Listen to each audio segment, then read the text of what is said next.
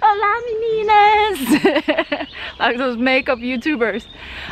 So good morning. Good morning. Yeah, we're going to Bled's castle this morning, all the way uphill. So yeah, we have a long, very long 15-minute walk ahead of us. We'll see you guys up there.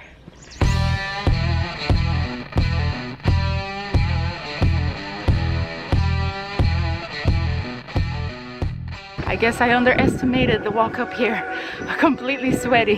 Just 15 minutes, but in this heat, it's hard. But the view's not too shabby.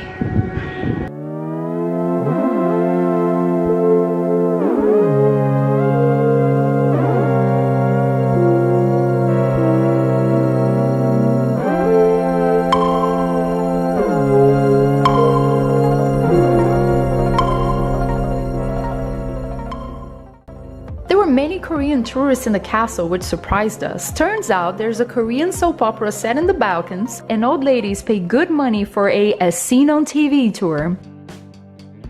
After that, we did what everyone should do while in Bled. We walked around the lake. It's a short walk, just 6 kilometers, which should take you about an hour, but the truth is, you walk like this, stopping for pictures all the time, so it took us 3 hours.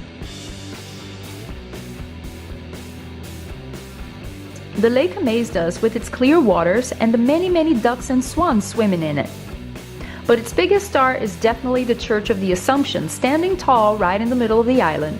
Legend says its bell was a gift from the Pope himself after the original bell donated by a widow in honor of her late husband sank in the lake during transportation. And if you make a wish while ringing that bell, it comes true. To regain our energy after walking, we went for Bled's most famous pastry. Just say it a couple times.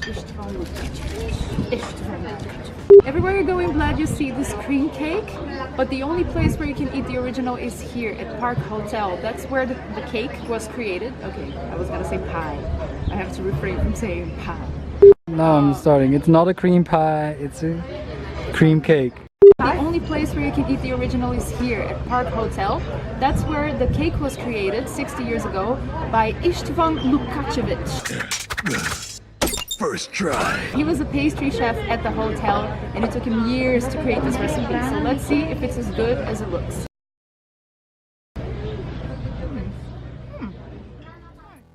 And now, with some sugar in our veins, we walked towards Vintgar's Gorge, which allowed us to see more of the town. Aren't those wooden houses the cutest thing? And the more we walked, the more bucolic our surroundings became.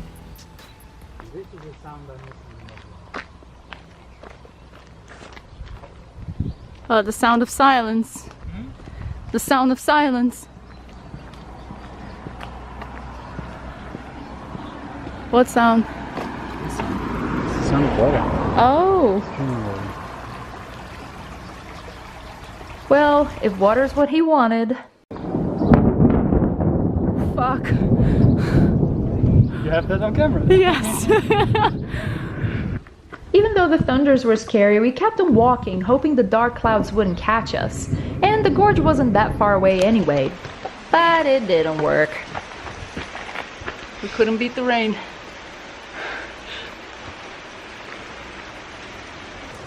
We took shelter under the roof of one of those cute little houses, waiting for the rain to pass. We weren't there for long though. Soon, the owner of the house noticed us and invited us to sit under a parasol in his backyard. He did his best to communicate with us in English and fed us a plate of fresh cherries. I didn't film that because I don't believe in filming absolutely everything and turning your life into Truman's Show, especially when it involves other people. So to that man, we want to say, or better yet. As soon as the sun shined again, we continued our walk and the gorge was just 10 minutes away.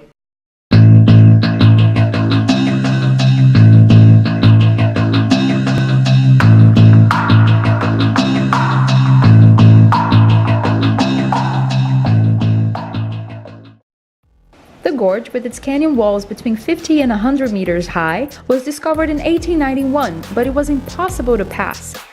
It took them 2 years to build these wooden bridges and walkways, which in my opinion have made it even more beautiful. Once again, you're guaranteed clear waters. Hey, look at that little fish trying to swim against the current. Don't stop believing. To go back to Bled, you can just walk back on the same path and see the gorge again, or you can go through the woods, which is what we did. So we've come here at a crossroads. Will we take the light road that looks safe, or shall we take the darker one to Bled? The path to Bled brings darkness to itself. Darker and darker it gets through the woods. We have to hide ourselves from angry beasts, but we will survive. We will prevail.